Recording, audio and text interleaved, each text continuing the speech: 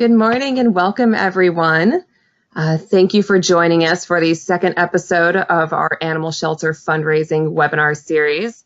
Today we have a great one for you on community awareness, the foundation of fundraising. Now, as you'll see on your screen, we have two presenters with us today. The first one is Michelle Sathe, the Public Relations Manager at Best Friends Animal Society. And then the second part will be with Melissa Knicely, the Public Information Specialist for CMPD Animal Care and Control. A couple of real quick notes. You'll have seen that you are all muted automatically. However, we still want to know what your questions are. There is a questions box located on the pane. Whenever you have a question come up, feel free to type it in there. And between the speakers, we will have a brief Q&A. And then we'll have another one at the end of the webinar. So please plug in your questions as soon as they come up and we'll get to them when we can. And for now, to just make sure we get rolling, I'm going to hand it on over to Michelle. Hey everyone, thanks so much for joining us today. That's me on the right with my Louie dog. He's one of two dogs I adopted from Best Friends here in Los Angeles. And I happen to think they're the cutest dogs in the world, but I might be a little biased. Super excited to talk with you this morning. Please feel free to ask questions at the end. And Melissa, go ahead and slide to the next slide, please. So how many of you recognize this photo? This was Best Friends back in 2005 when we went into New Orleans to help the pets that were stranded after Hurricane Katrina.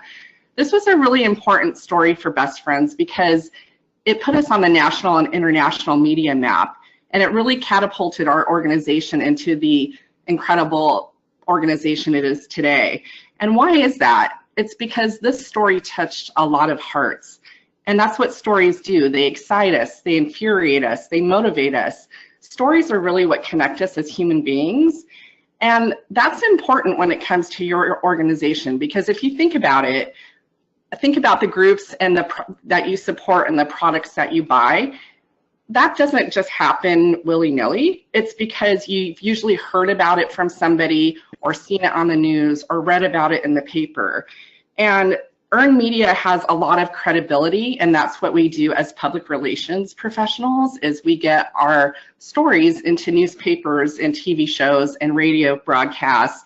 And it has a lot of credibility that advertising doesn't, because advertising, while it definitely has its place, is something that pretty much anybody with a marketing budget can do. So when someone reads about a story on your organization, it really just adds to your credibility. And PR is a great foundation to create the support that you're looking for in terms of fundraising, volunteers, fosters, adopters, and everything you want as an animal welfare organization. And the great thing is that you can really do it without a budget. You just need a dedicated employee or volunteer. So next slide, please. But how do you get your stories out there? Do they just fall into the sky onto a newspaper page or your TV screen or your computer screen? Nope, there's people like me and Melissa, and soon people like you, that get the stories into the hands of the people who can tell it to the widest possible audience. And because there's a 24/7 media cycle with all these different outlets, there's never been a better time to get your story out there. Next slide. We're going to talk a little bit about some PR tools, and that's going to include some lingo, including what pitch means. So in PR terms, this means reaching out to the media about your story idea. Next slide. But who do you pitch to? You want to reach out to writers, reporters, editors, and producers. And depending on what kind of content you have, you'll want to target certain writers, reporters, editors, and producers. For example, if you have profiles of amazing pets or programs or people in your organization, you'll want to reach out to lifestyle type publications, feature type writers, pet related websites, and mainstream websites and TV shows. If you're talking more about current events, launches, and milestones, those are more newsy. So you'll want to reach out to your local news desks, or if you have a natural disaster or some kind of headline making situation, national outlet news desks. Next slide. Here's a pro tip, pitch to the pet people. If you look at the left, that's Liberty Chan. She's a meteorologist and reporter for KTLA here in Los Angeles. And when I first started, I was the person who basically established the PR program for Best Friends in LA, and I was just kind of getting to know the landscape. And I saw one morning on the news that Liberty Chan did pet profiles. What I saw was that she featured photos and bios of pets available at different shelters and rescues. So I invited her to come to the Champions premiere in Los Angeles a few years ago, which is where this photo was taken, and got to know her a little bit. She's a huge pet lover, really cool person, and just started pitching her on doing live segments. And now I have a live segment every like 2 to 3 weeks. So it's really incredible because KTLA is the largest TV station here in Los Angeles, and she's an amazing contact to have.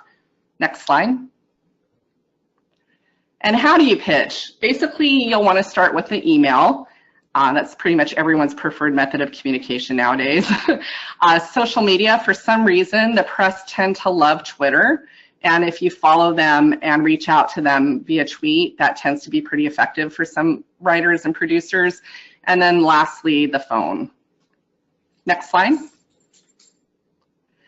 So how do you become pitch perfect? Well, you want to personalize your pitches. You'll want to have kind of a headline, an interesting subject line that really breaks down what you're looking for. You'll want to include, if it's your initial contact, a reference to their beat or area of interest. And what that means is certain reporters tend to cover different types of stories. For example, if you're a municipal shelter, it might be a city reporter that would cover your story. So it's always good to do a little research and see what kind of stories they've written about animal welfare in the past and be like, hey, so-and-so, I loved your story on this and that. Here's a story I think that might interest you, and then lead into your query. And also, you'll want to embed images and links in the email rather than attaching them, because I've been told that people find that very annoying to open a lot of attachments. Next slide. But before you start writing, think about really the message you want to get out there. What do you want people to know? Why is it important? How is it different? And what's the most engaging way to say it? So we're going to take a little look at a case study on Holiday 100. Next slide. So this was a promotion that we started in Los Angeles about 5 years ago. And what makes it really kind of fun is we tied it into Black Friday weekend. And we wanted to set it apart from other holiday promotions. So what we did is initially we created a holiday adoption marathon where we were open 24/7 for I think 96 hours. And we just encouraged people to come on down and get a pet. I think the first year it was free for the first 100 adopters. And then of course we continued on after that 100 mark was reached. And that was cool too, because that was something that you could continue telling the news desks about, like, hey, we hit 100, but we're going to continue this promotion until the end of the weekend. And what we did too is we made it really fun, kind of pop culture-y, by saying things like lap dogs, not laptops, or smart cats, not smartphones, and really tying it into that shopping angle. Next slide.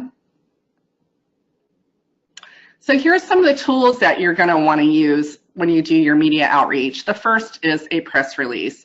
So a press release pretty much contains everything you want to get across in the story. It includes quotes from spokespeople in your organization. It has a photo and caption that helps illustrate the story. This gets sent out to all the relevant outlets in your media list, but you'll want to personalize it to your top contacts. And it's something that should be so well written that it can be run as a story if the news outlet doesn't have time to expand upon it. So that's something we can talk about. If you have questions about how to put together a press release, that's something you can definitely reach out to me about personally, and you'll have my email at the end of the story. I mean, at the end of the presentation. Next slide, please. This is a media alert. So what this does differently than a press release is this is something that gets sent specifically to the media to invite them to come cover an event. So in this case, our doors open at 6 a.m. on Black Friday, and I invited all the news stations to come on down and cover it, hopefully in real time. That's something that's called live remotes, which would just encourage people to come into our center and adopt. And what you want to do is just include the who, what, when, where, why. and send it the night before and the morning of the event to your newsrooms. If it's around a holiday, you might want to send it just a few days in advance. And what I always do is I follow up with phone calls to the newsroom that morning and just see where they're at and ask if we're on their radar for coverage. And just hope for a slow news day for your event launch. Next slide. This is what's called a brief. And what you want to do with this is send this out about 4 or 5 days prior to an event. If you know an outlet needs a longer lead time, then definitely accommodate that. But basically, it's just the details of an event, keeping it to say something that can be read in about 15 to 20 seconds on air. And I ask directly for an advance mention of the event to drive traffic to our doors. And it's really great if you have some super cute assets like photos, and video, especially for TV, is really, really awesome. Next slide. So these were the results of our Holiday 100 promotion. It was featured on several different websites. It was featured on almost all the news channels in Los Angeles, and including some radio channels. We had 4 live remotes and package segments on opening day, and we had one of our staff members go down to Univision and do an interview as well. And that's something interesting too. If you live in a large Spanish-speaking market, if you have some media-trained Spanish speakers on your team, definitely utilize that because it'll bring a whole new demographic through your doors, and it's super helpful. So I think that's the end of my presentation. I'll just pass it on over to Melissa. Oh, I'm sorry. Are we going to do questions? So we didn't have a question come in. However, we did have a great comment that came in from Sherry, and she just wanted to let people know, if you were in the Metro Atlanta area, that Caitlin Ross of 11 Alive News is big on animal stories and is on Facebook at Canine Kate. So if you're in that area and you're joining us, there's a great bit of feedback from Sherry. Great. Awesome. Well, I'm Melissa Knicely, and I'll take over from here. I work in Charlotte, Mecklenburg, which is in North Carolina, for those of you guys who are around. So CMPD stands for Charlotte Mecklenburg Police Department, and we are the municipal shelter here in Charlotte. Before I kind of get started on my slides, I'm just going to let you guys know I'm sort of piggybacking off of what Michelle did, because Michelle did a great overview of all the tools that we have at our disposal to reach out to the media to help. So what I'm going to do from here is take it over and really talk about how we used a specific case study, is our kitten nursery. So I'm going to be talking about how we used all those tools to make, from beginning to where we are now, 2 years in with our kitten nursery, a great success, how we used the media to engage the community to help, and how the community came and they helped our organization. But before I get started, everyone who's out there, you may be thinking, well, I don't have a kitten nursery. So I want to make clear that, you know, these type of things can be used to work on any type of program that you may have, or any type of goals that you may have at your shelter, whether it's adoption programs, spay and neuter efforts, whatever it may be for you. Remember to apply these type of things to whatever program it is. I know kitten nursery is a very, very easy thing to promote and get support for, because it's so cute and people can't say no to these little baby kittens.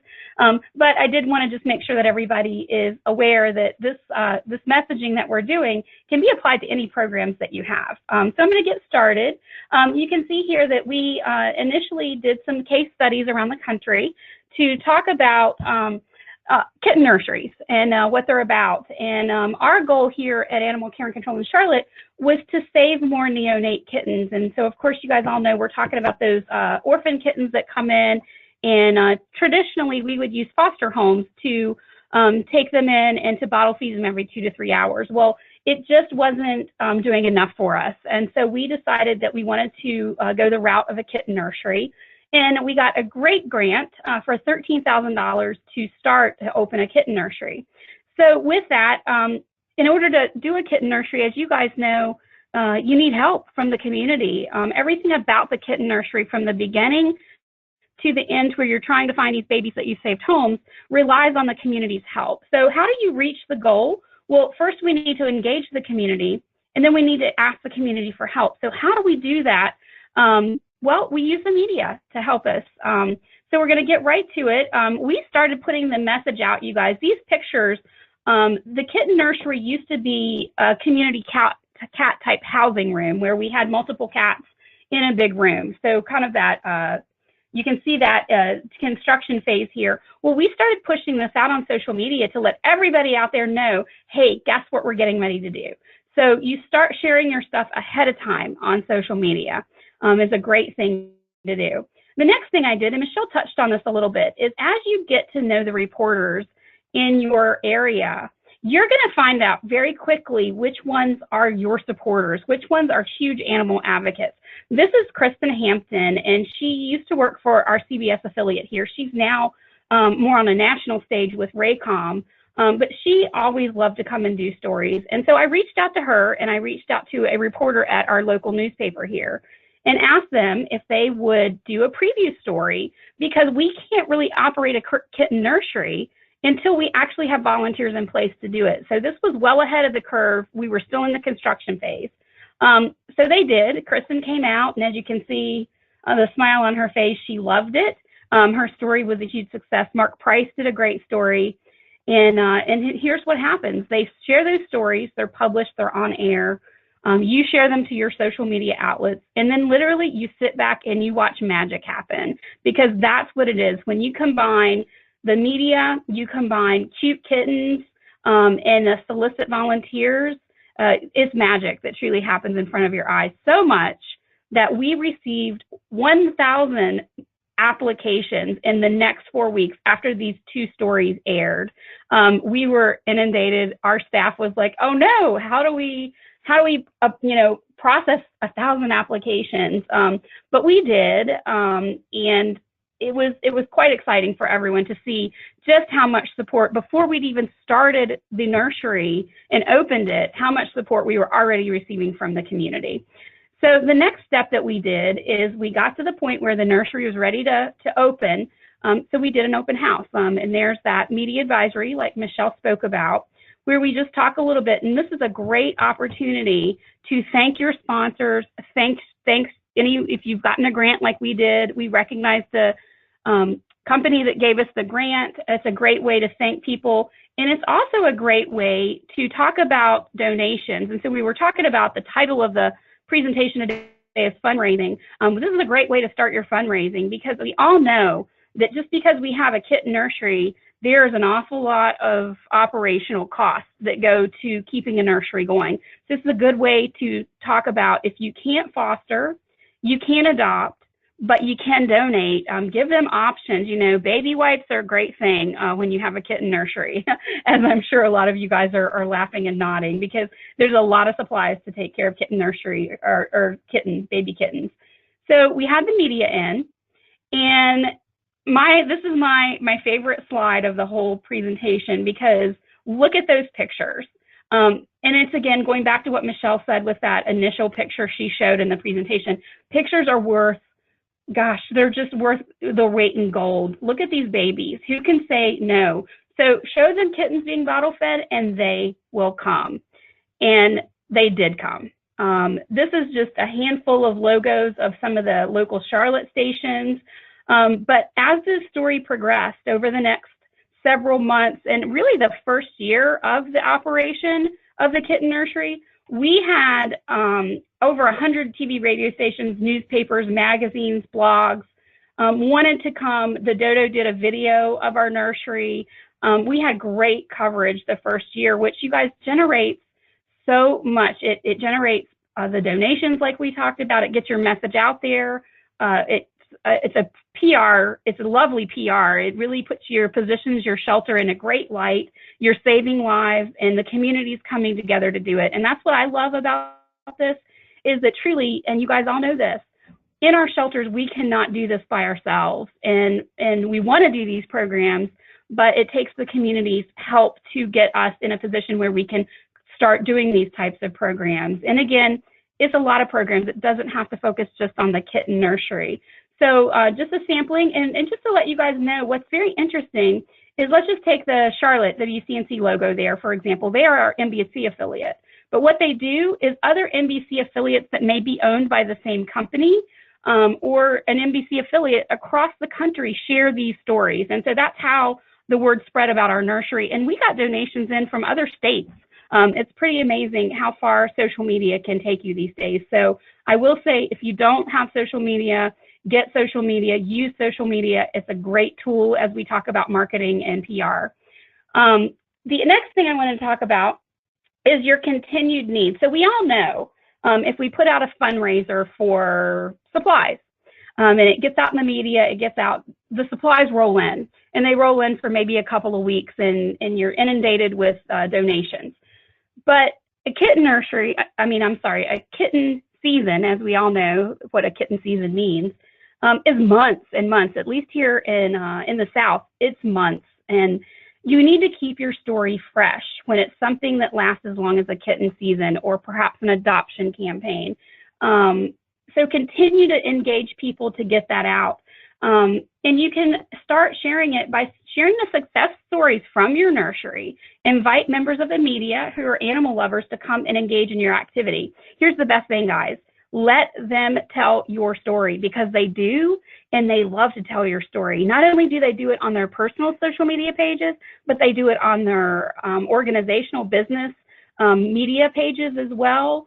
And these are just 3 ladies that are local here in Charlotte. And it's great because they tell the story for us. We have them in. It's a great time. You can see all of the smiles that they have. I just love these pictures because everyone that came just had an experience unlike they'd ever had before. And they went on to talk about that on their social media pages. The other thing I wanted to kind of, slip in here right now as I move to the next slide is to not forget about your radio stations and your newspaper, because all of them have Facebook pages and Twitter feeds, and they all do a lot of videos now. So just because it's not television doesn't mean that you want to count them out, because they can really give you great publicity as well. So don't forget about those things. Encourage stations to come and do live show segments. I know Michelle touched on this about having them come and do live remotes. It's great. In this first picture, this is a morning show. That Hannah Welker in the middle there, this is a picture on the left side of your screen. And we did a live shots all morning, one morning from the kitten nursery. The same thing in the middle segment. That's our veterinarian, Dr. Melinda Whitaker, that's standing there in the middle picture to the left. She got interviewed. It's nice to have a subject matter expert when you want to hear about, how fragile little baby kittens are. So I definitely recommend, getting your subject matter experts online for some of these. And then Diana with Fox 46 has been a huge advocate, and she kind of did her story along the way. And these all happened as we went through the season. So these didn't all happen in a big clump, which is nice. We actually got to spread this out a little bit. And the last thing I wanted to mention on this slide is that these are great opportunities, again, to mention your needs. At this point in time, we would have needed more donations, more financial donations and things like that. So definitely keep that in mind as you're doing these things. It's a great way to get your needs out to the public, and the public does respond with that very well. Moving on, we saved all these babies, right? We had a nursery full of little babies. So you guys all know what comes next. You can save them, but then the next step is you need to find them homes. So what we did is, these are 2 campaigns that we've done in the last 2 years. The one on the left, Smitten for Kittens, was one that we did the year that we opened the nursery. And then last year we freshened it up a little bit to You've Got to Be Kitten Me. Both of these were great. And I wanted to mention here as well is both of these, we had grant funding for the kitten nursery, if you will. And I would suggest that you talk about taking a little bit of that grant funding and making part of it be a media advertisement money, so that you can use it to get your word out a little bit further as well, will always help. So, make sure you talk that over with the folks that are your leadership teams at the places that you work, and let them know that the paid marketing is effective. I know we're talking about using the media today to leverage your messages because that's a free option, but always know that you can, build some marketing money into some of your grant ask as well. And usually they're pretty good about, we found that they're pretty good about funding that for us. So moving along, we have the campaigns. And then we've reached year 2. We had a successful year 1. So here we are, we're year 2, which was 2018.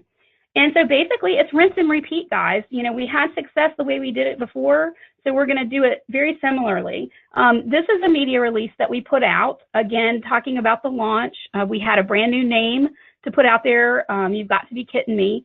So it's a little hard to see here, I apologize, but it's a little blurry here. But what we did is we shared successes from our 2017 kitten nursery. Some of the things on there that we tracked were how many baby bottles we used, how many baby wipes we used, how many fleece blankets that were donated. Great little things to talk about your supplies that are needed so that everybody really gets a good sense of how they can donate to you to help. You know, and again, a lot of people, they don't have time to foster, they don't have time to come and volunteer. Maybe they don't have a place in their home because they're already full with animals, but a lot of people love to donate supplies. So make sure that you keep them engaged. The picture here, this is Kathy Clark. She's a volunteer, a veteran volunteer with our organization, and she pretty much works with the kittens and the cats. And this is what we did to launch year 2 with the need for more volunteers, is let your volunteers tell your story for you. Always make sure that as you're going through these different interview processes, consider letting a kitten nursery volunteer do an interview. Now, we did this and pre-recorded it, so Kathy wasn't under the pressure of being live, and I suggest that that's the best way to do it, and it eases some of that pressure off. But they are the best spokesperson for your story because they're the ones that are giving up their time, and you get to hear why they're giving up their time and why it's so important. So that video was very, very effective in a recruitment tool for more volunteers for year 2. Moving on, I think everybody can understand this and has been there where you hit in the middle of kitten season, you hit that bottleneck where you have kittens that are ready to go up for adoption from the nursery. You have ones coming back from foster care, and then you have the ones coming in from the community, and they all are about the age of adoption. And it creates a traffic jam in your shelter. And tensions are high, the staff is taxed because it's July. You've been in kitten season, at least here in the South, we've been in kitten season since March, and we just don't see an end in sight. And I think this, you know, is very true to a lot of places across the country, a lot of shelters. You just hit that bottleneck and you're like, oh no, we need more adoptions, what do we do? So here's where you leverage all of those relationships that you've made over the years with your pet loving reporters and anchors. And you guys all know we have such a common bond with them. We're so very fortunate in what we do. And I think Michelle will agree here that what we're trying to help, it resonates so much with everyone because everyone really cares about pets for the most part. I've not met anyone in the media that has not been excited to work with me on getting these animals in homes. So what I did is I wrote a personal note email to one person at every single local station in town and newspapers and radio. And they know that Melissa doesn't write an email that's personalized and ask for help unless we are in dire straits. And so I say that to say, don't cry wolf. So don't reach out to them with a personal email every single time that you have something you want to be in the news, because then it loses its effectiveness. But they know if I am at the point where I'm not just sending a press release out, I'm writing to them personally that we are in a crisis situation and I really need their help. And it worked. And it always works. And they want to help. Always make sure to let the stations know that they are such a part of the life-saving efforts and that what they do really makes a difference. So the local media came to the rescue. This was last July. They came to the rescue, guys, the same day. Some of them came the same day that I wrote those emails. If not, it was in the next 2 to 3 days. And everybody, as you can see, all of these pictures, they either invited us to come in on one of their segments. And this is something I meant to mention earlier. Make sure, like Michelle talked about, that you kind of research your stations and kind of know which ones do the morning shows and the noon shows, because morning shows and noon shows are your friend. Those formats for those newscasts are a little bit more open, more geared toward being able to have people in. So definitely kind of get to know what type of feel that your news stations have.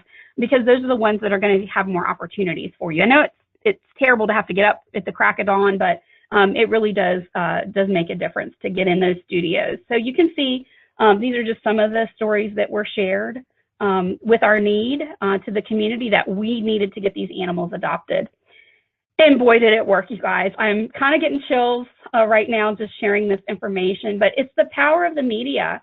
If you can look at the stats, and one thing I wanted to mention is, of course, we know the intake was also increasing a little bit in 2018 as well.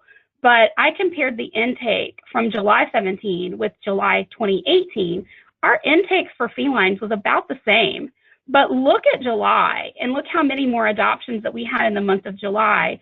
And you guys, it was solely because we had that push from the media for people to come and adopt. And I just cannot tell you how grateful we were that we had that. It was fantastic. And so I'm getting near the end of my presentation, and I have a really funny story to tell you. This is perhaps, I've been here for 12 years. This is perhaps one of my favorite promotions that worked. And as you guys all know, you put promotions together and you hope they work and you're not sure if they're going to work, but you put them out there anyway and you do your best. So I'm going to quickly move through this. Everybody knows what this is, right? This is the little cardboard carriers that we send the babies home with to their new homes. So we, because of the rush on adoptions that we had from all the media doing the stories, we literally ran out of these boxes very quickly. And unfortunately, the box company that we use to supply these did not have any more in the Charlotte warehouse.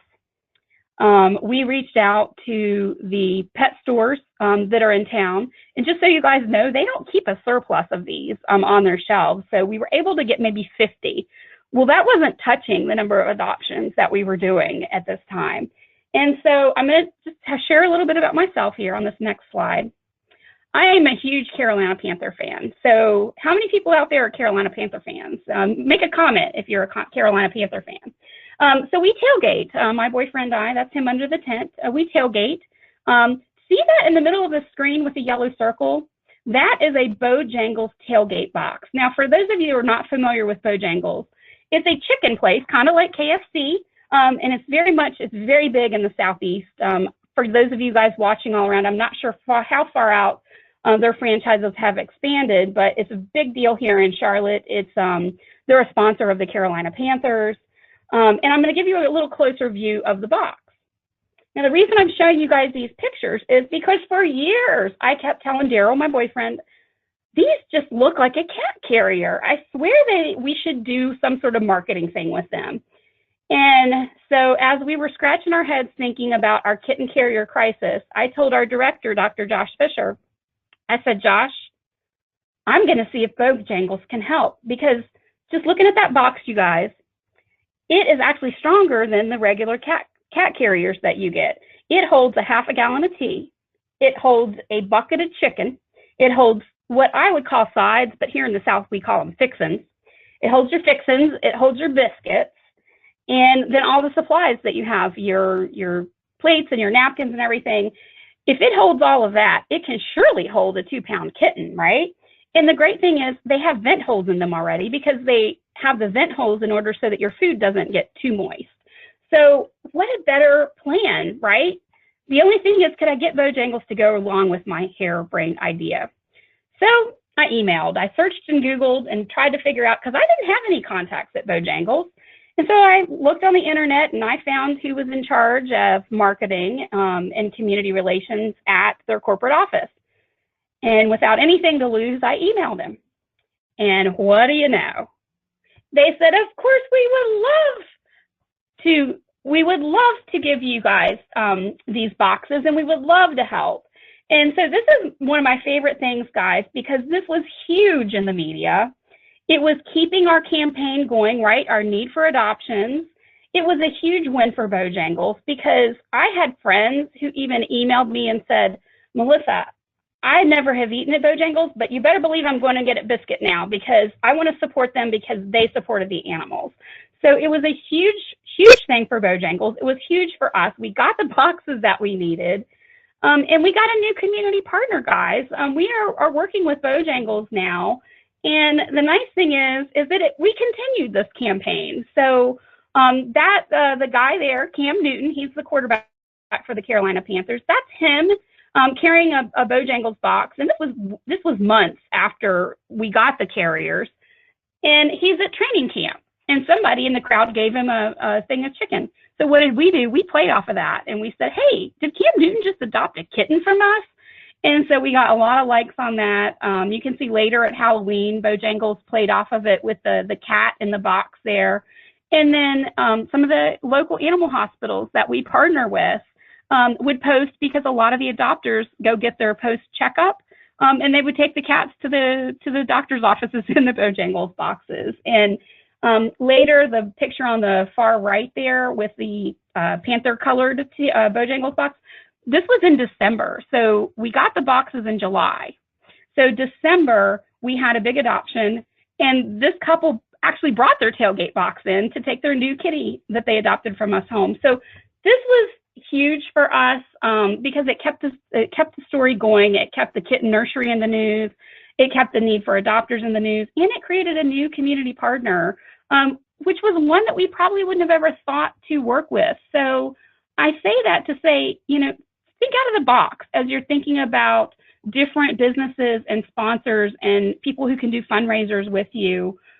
Keep thinking out of the box because you just never know who might be able to help you out one day. And then lastly, I'm going to leave you with something that I think is probably the most important thing, and it's the thing that has helped me most in 12 years, and it's simply saying thank you.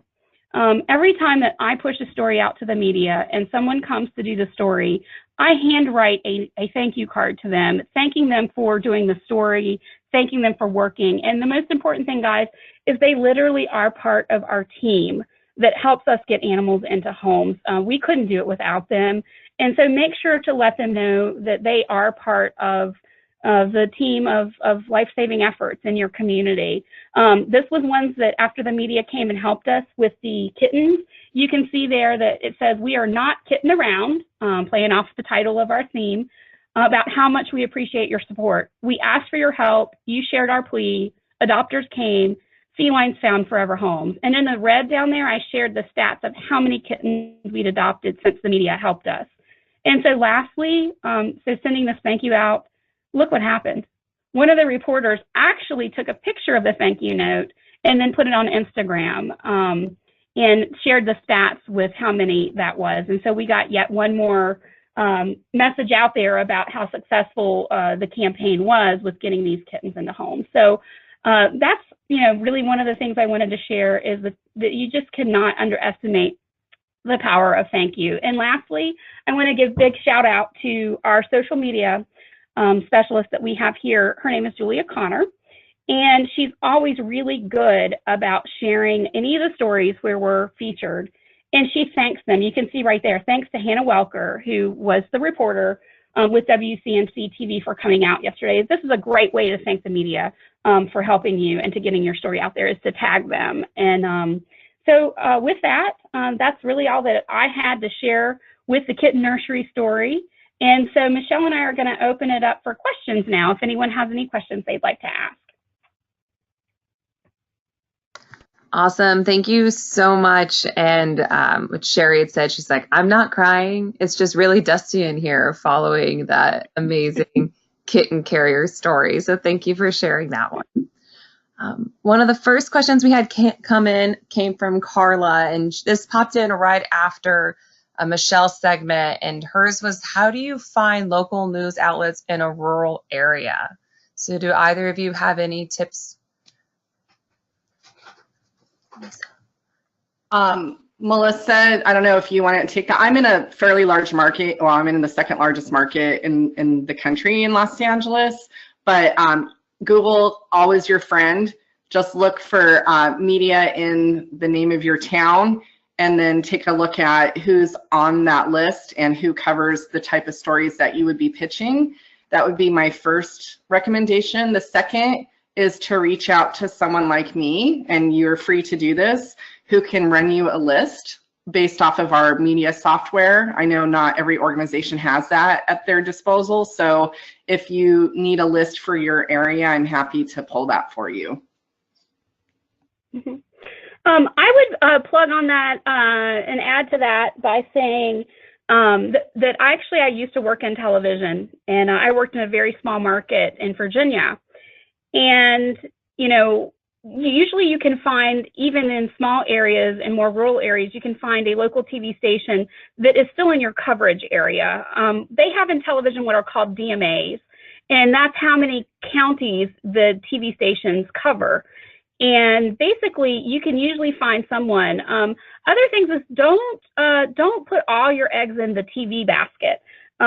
Chamber of Commerce, visitor centers, libraries, schools, local sports teams, social media like Nextdoor. Don't forget about your social media outlets as well, because even if you don't have, like, luckily Michelle and I are very blessed. We have a lot of TV stations at our disposal, a lot of newspapers and radio stations. But I've seen it done very well in local TV station areas, which are more rural areas, with newspapers, and look at one of your local sports teams or your high schools even.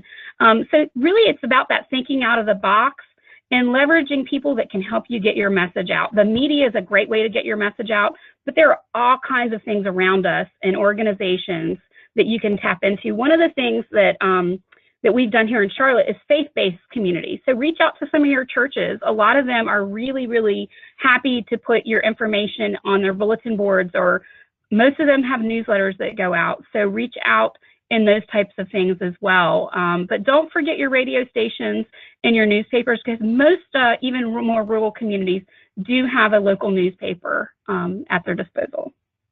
Yeah, and if I can jump in again, also, if you have a really touching story about an individual pet, say a pet with special needs or a really interesting backstory, definitely reach out to some of the national pet websites like the Dodo. They love doing content based on those individual pet stories, and it's a great way to get your organization's name out there, and people share that content like crazy. So there are definitely, if you don't have a lot of typical media in your location, then there's other ways of going about it. Mm-hmm.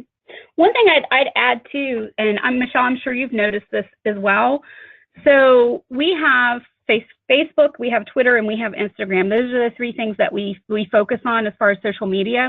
The news stations all follow us now. So I don't even have to put out media releases sometimes, because we push out something on our social media, and the next thing you know, stations are calling to get more information because they want to run your story. And then oftentimes they'll just share stuff off our social media we don't even know they're sharing. So again, you know, Michelle has a good point that social media really can be just as effective as having a bunch of TV stations as well. Great, thank you so much, both of you. That was some wonderful in-depth information. The next couple of questions we have came from Sherry, and this one is going to be for you, Melissa, but she was curious, how many people came to the open house that you mentioned? So we've done the 2 open houses. We did the first one to show everyone the nursery. The second year we did it just to kind of restart everything. And, you know, it's probably a lobby full. I would say at the most maybe 25, 30 people. So it's not overwhelming. It's not a huge number of people. We find that doing Facebook Live when you're doing these types of things also reaches a whole nother audience. So if you don't do Facebook Live, I would encourage you to think about doing them. Don't overuse them, because then people aren't going to tune in if you're doing them every day. But for special occasions like a ribbon cutting ceremony or a program launch, an open house, definitely use that as well, because that's going to be reaching even more people on your social media outlets. But not overwhelming. I would say 25 to 30 people at each one, enough to make it look full for the media. Great, thank you.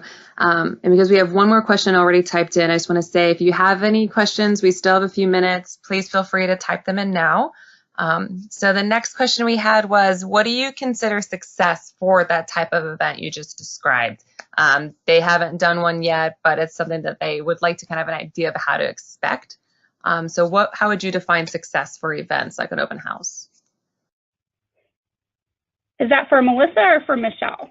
Probably Melissa. Okay. So I guess I measure success based on really what the results are in the weeks to come. I do that a lot with adoption events as well. Is, you know, if you're reaching for a certain number at your adoption events, sometimes it's not always in the number. We can go to remote site locations and do an adoption event and be very disappointed that we only had a handful of adoptions. But really, it's about how many people you reach during that event. And so I would say the same thing about an open house. What I like about it, doing open houses, is that it opens up your doors and it invites the community to come in and see what you're doing. A lot of times, you know, people are afraid to come in shelters. You know, we hear about, well, it makes me sad. So make it a fun event, like do a baby shower for donations. Those are very successful. And, you know, we see, you know, shelters do those. But, you know, we do a cake and cupcakes and things like that and make it really be like a baby shower so that there is no sadness coming into the shelter. And, you know, do it in the lobby, do an open house. And while it's not really dependent on how many people physically come in the door, but it's based on what you get after you've shared that all out on your social media outlets. Hey, look at what we did. In television, they do these promotions, and you guys are all probably familiar with them. They talk about the coverage that they did. And that's just basically saying, hey, look at what we did. Let's go back and look how we broke a news story. So do the same things. Use that same idea and do it on your social media outlets.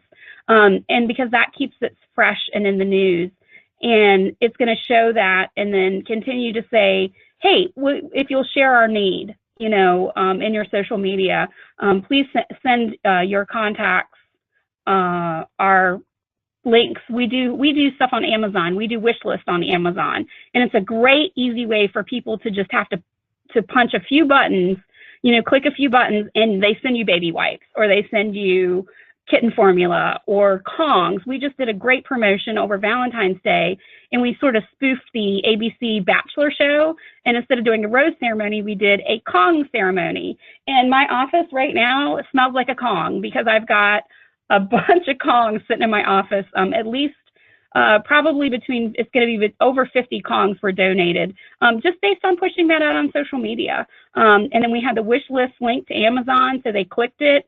They got to shop for whichever Kong they wanted to send us, and our address was there. It was so easy. So if you guys aren't doing that, definitely use your social media. Use Amazon as an easy way for people to donate to you. Yeah, and if I can just jump in about that too. Melissa and I were talking the other day about what do you do if you're a shelter that doesn't have a kitten nursery in-house. You can still reach out to the media and maybe line up a couple different foster volunteers with their bottle babies and just do something on a smaller scale within your shelter. Or you can even invite, if your foster volunteer is open to this, invite a reporter to go into their home and just talk about fostering, that kind of thing. So sometimes it's a challenge logistically if you don't have some of the built-in assets that we do, being larger organizations, but there are workarounds. And then the second thing I want to say about that, because Melissa mentioned a kitten shower, we do a kitten shower every year in Los Angeles, and that on its own isn't necessarily like the most sexy story, but what I'm going to do this year, because my operations team told me that we have a higher intake than usual, like we're actually starting to see kittens come in now, whereas we used to have a break between December and March. So what I'm going to do is reach out to the media, especially some of my friendly contacts, and be like, hey, the kittens are coming, and pitch it the week before the kitten shower so that when they're there, they can do a mention of the kitten shower and hopefully draw more people. And then lastly, I would say sometimes it's hard to know quantifiably what the result was, but I would say that even if you don't get the response that you were hoping for initially, that it's never a bad thing to get publicity around your programming, because it could plant the seed that will eventually bring you more support the next time someone hears about your shelter or organization. So just getting it out there is always a good thing. Great, thank you for adding that bit on there. And There was another part that came in regarding with the rural shelters, and this might be something that you could speak to, Michelle, or both of you. But for a rural shelter, do either of you have an opinion on whether a remote location might be better?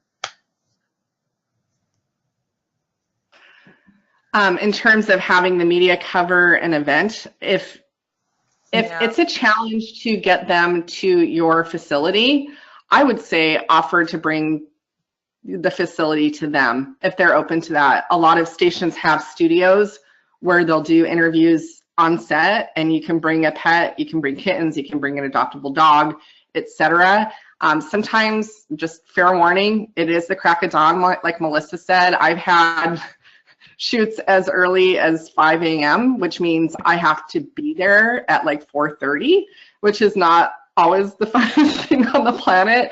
But to me, if it just brings one person in the door to adopt or foster or support us, then I think it's totally worth it. But yeah, I mean, just try to be flexible. And if it's something I know kittens can be a little fragile, maybe you can bring, the older, healthier kittens you can to a location on set and do it that way. Or like I said, if you want to get really creative, if you have a foster volunteer that's maybe located closer to their station and it's something that person would be willing to do, you could even suggest having, a news crew go into their home if that's something everybody's amenable to. Mm-hmm. One thing I would add on there, and a lot of you guys are probably going to nod your heads because you're probably already doing this, but the brewery craze is just popping up everywhere. And if you're not already doing it, partner with some of those breweries and get your pets out there. And also let the media know that you're doing that, because a lot of times they will show up at the brewery. So that might be a good suggestion for the person talking about being more in a rural area. I know even in rural areas, a lot of breweries are popping up. And even if it's a town over, it might be worth your time on a Friday night or a Saturday to go over there. News also is a little slower on the weekends, you guys. So a lot of times the news stations will be looking for something to cover on a Saturday or a Sunday. So don't count those days out. I know a lot of events are on Saturdays, but Sunday's not a bad day either, because they may not have as much stuff to cover in the news. So they may be more open to coming and doing something like that. But especially it's using that community partner again, where the brewery's benefiting from it, and if you can get them to buy in as well. A lot of them will also contact the media on your behalf to say that they're doing a fundraiser component to it as well. Maybe they're giving $1 off of every beer poured from a certain tap to your organization. So that might be a good way, if you're more rural, to find somebody to kind of host you as well. Great. Thank you, Melissa and Michelle. Sherry just wanted to respond back again and say, like she does agree, like it is great if they reach one more person. Sometimes there is a disappointment and discouragement, but hopefully you guys are able to keep powering through and you can build the adoptions and reduce intake, like you mentioned with the community awareness piece. It doesn't look like we have any other new questions at the moment. Ray, can you just say one more thing? Yeah, absolutely. Sorry, it's Michelle again. So I just want to let everyone know on the call that PR is a long game. It's a marathon, it's not a sprint, and it's something that just develops over time. And the more you can become a really great resource for your local media, the more they're going to keep coming back to you. But it does take time to build that relationship. So, I would say it took me a year or two to really get my foot in the door here in Los Angeles and capitalize on the different opportunities that are here. So please don't be discouraged if you don't get immediate media love. Just keep at it and keep getting more creative and accommodating. And again, it's a long game, so just, work out. build your media muscles. And like, I'm here, my email's there. If anybody has questions or they want me to run them a media list or need anything, just a shoulder to cry on, I'm here, so please feel free to reach out. Awesome. Well, Sherry says thank you both. And if no one else has any other opinions or any other questions, like Michelle said, her email is there, as is Melissa's. You can also reach us through our Facebook group. If you have any other questions that come up, that's a great space to jump in and collaborate with your fellow partners. And we have some staff members in there as well. We hope you'll join us again on our next future webinars. We have another one coming up actually on Thursday that we'd love it if you guys could join in on. And thank you for coming today and participating. And thank you to Melissa and Michelle. Thank you. Thank you. Oh, and real quick, as someone mentioned, Natalie, yes, the recording will be available. If you registered today, which obviously all of you did, the recording will be emailed to you tomorrow. We'll also have it posted on our network website, so you can access that at network.bestfriends.org within the resources section. There's a fundraising section. We'll be adding any of the webinars that we've done onto that page, so you guys can access them and share them as you would like. Cool. All right. Thank you, everyone.